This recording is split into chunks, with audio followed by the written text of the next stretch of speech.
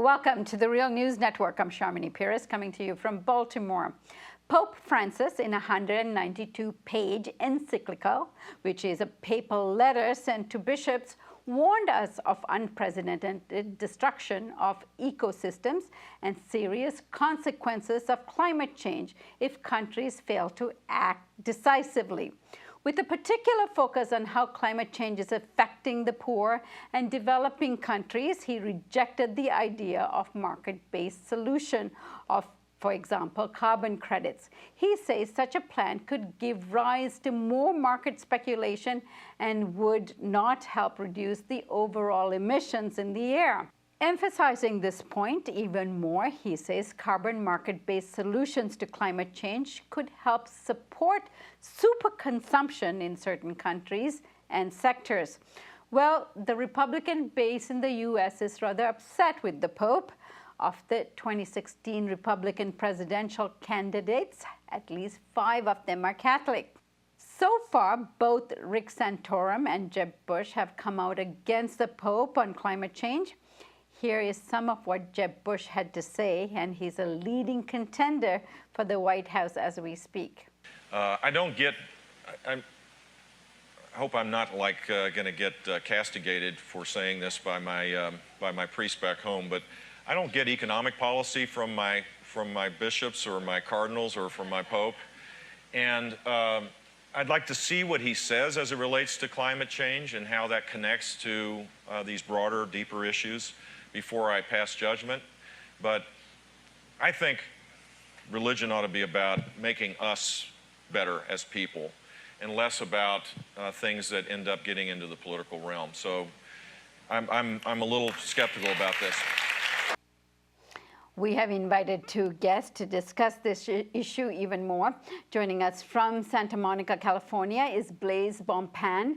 Blase is the director of the Office of the Americas. He served as a Maryknoll priest in Guatemala and has written 5 books, including Guerrillas of Peace, Liberation Theology, and the Central American Revolution. Joining us from Washington, D.C. is Janet Redman. Janet is the Director of Climate Policy Program at the Institute for Policy Studies. Janet, Blase, thank you for joining us today. Thank you very much for having us on. It's good to be here, Sharmini.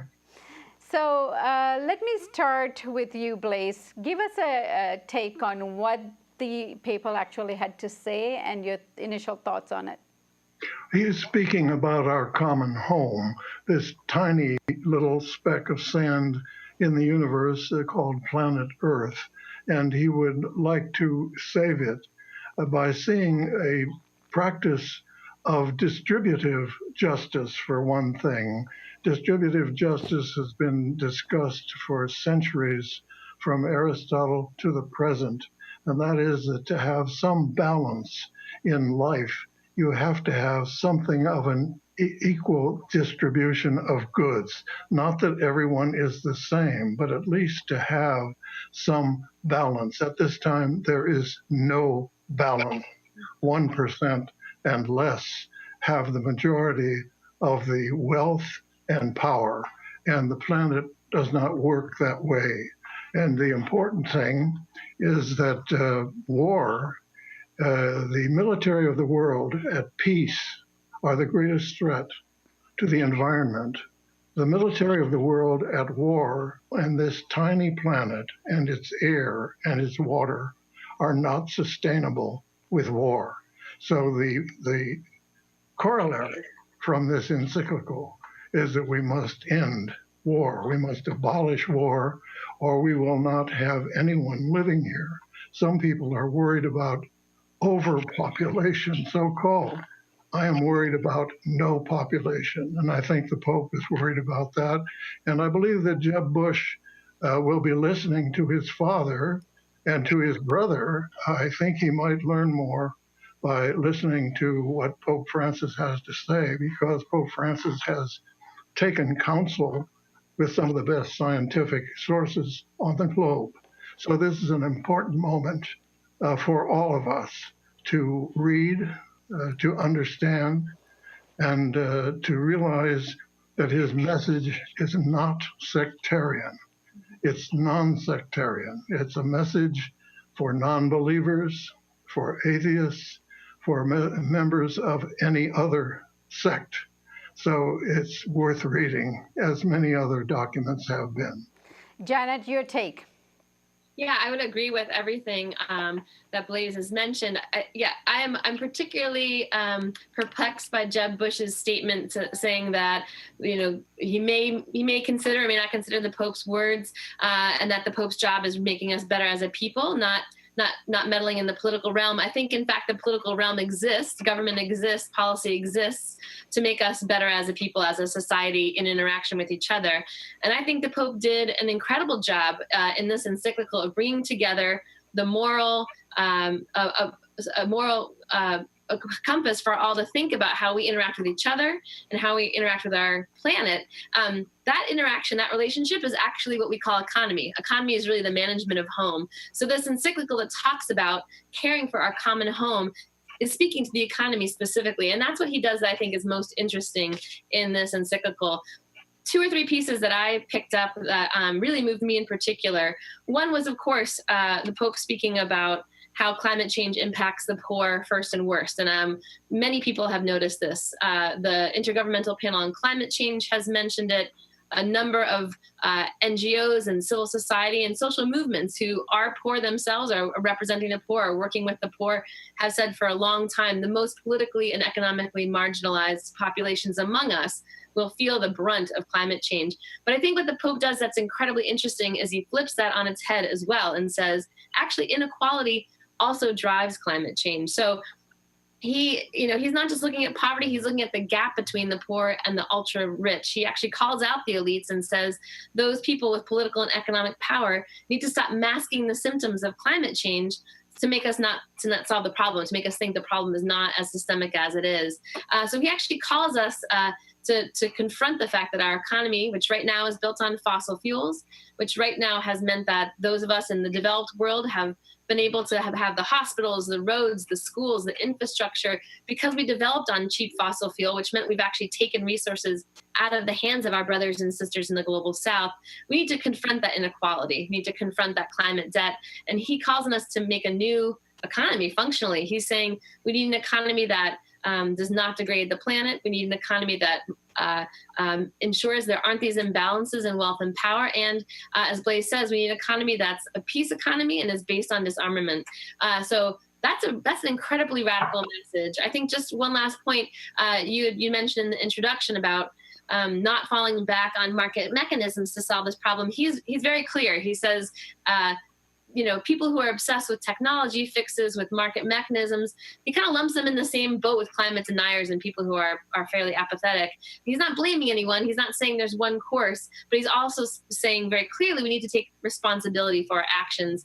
It's going to mean we don't have an easy fix. There actually is an easy fix. We just stop we stop digging, burning, and dumping fossil fuels and degrading our landscapes through crazy agricultural technologies that don't meet our landscapes. But he says very clearly, it's about building that relationship and taking responsibility. I think it's actually revolutionary that he is very clearly saying we can't outsource solving climate change to Wall Street. And that's something that even the environment community has been very reticent to say out loud.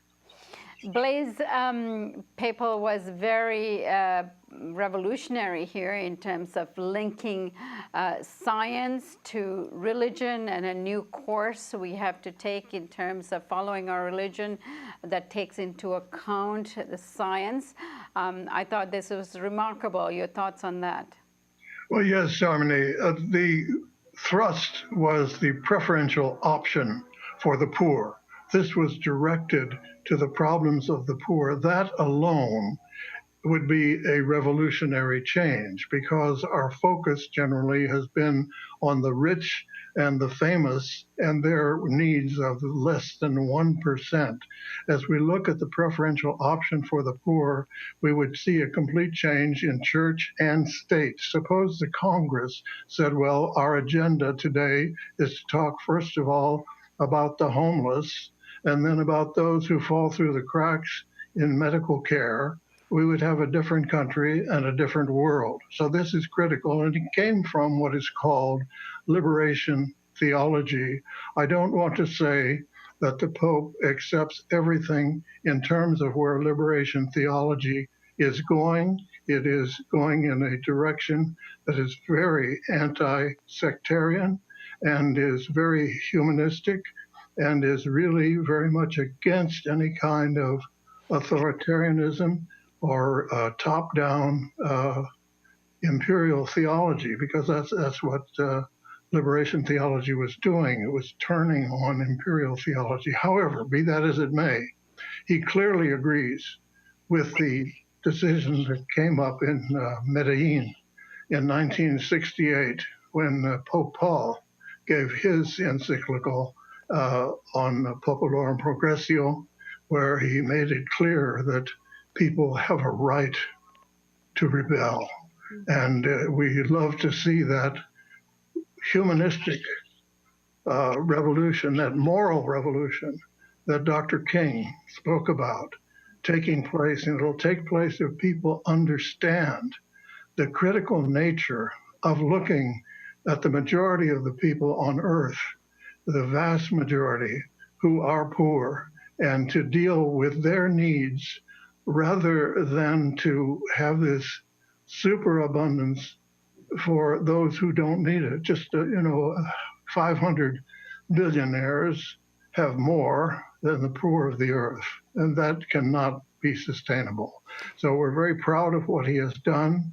We would not like to say that he is going with the flow of liberation theology in 2015. That's really entirely up to him. We respect him very much for what he has done and what he is doing, and we feel that this letter will have an international impact that no party, no political party can denounce really with success. Blase, I know the Pope is serious. In fact, I know people that he called on to consult with about this issue. For example, João Pedro Stideli at MST in Brazil was called to come and meet with him, along with several other specialists on the environment. He has thought and consulted deeply on this issue. However, one issue that is unaddressed, as far as I know, in the letter, is whether the church itself is willing to divest from fossil fuels, and whether this letter addresses that particular issue. To me, that seems a contradiction. Well, I think that that is implied there. He may not say that directly, but certainly he makes it clear that fossil fuels and the future of this planet are not sustainable. And maybe he didn't address each and every issue. I would never want to argue from a state of perfectionism or even from a state of infallibility, really. It isn't to get into that. It is to say that this is opening the door for the people of the earth to realize that this planet is in severe danger and that our spirituality must be joined to nature. The importance of that, certainly St. Francis understood that, and that's why he took the name Francis, to follow St. Francis of Assisi, who had such a clear communion with nature. We have to build that communion instead of destroying nature. We have to foster the growth of the flora and fauna and the human beings that happen to live here. So I won't give the Pope a grade for perfectionism, which is really never there in any of us, but I will give him high praise for what he has said and for the billions of people. Janet, your thoughts on how we might implement and address the issues that the Pope has raised? Sure. Just to pick up on a piece that Blase is speaking about, I think it's certainly interesting to think about how the Vatican will hopefully someday specifically articulate that they'll be divesting their wealth from the fossil fuel industry. The Pope does talk about, again, the transition away from fossil fuels, away from oil and coal, and he says even natural gas, which many environmentalists, many folks in the development community who care deeply about the fate of the poor have talked about as being a cheap gas that's less polluting, and so a bridge fuel to a new economy. I thought what was incredibly powerful about what the Pope says is it doesn't put to rest, but it helps give us a starting point for a controversy we've been seeing in our conversation around energy access as a means of alleviating poverty or eradicating poverty, particularly on the African continent, where we have development groups on one hand saying, we represent the voice of the poor, we need cheap energy access. If that means fossil fuels, so be it. And then we've got other folks on the other hand saying, we care about the environment and we care about making sure we're moving away from fossil fuels. In fact, the worse the climate changes, the more the poor are impacted. And there's been this kind of debate back and forth about, do we need cheap fuel now so we can continue to develop? Do we need to move away from fossil fuels so we can make sure that people aren't impacted by climate change? And I think what the Pope does that's incredibly powerful is bring those communities together to say, we do need to transition off of these fossil fuels, even if they're cheap. Their impacts are harming the poor, but they're harming the planet, and that harms all of us together as a global community, as humanity. So I think some of the policies that could help move that conversation forward are specifically directed at the fossil fuel industry. There are three that come to mind right away. Of course, one is divestment.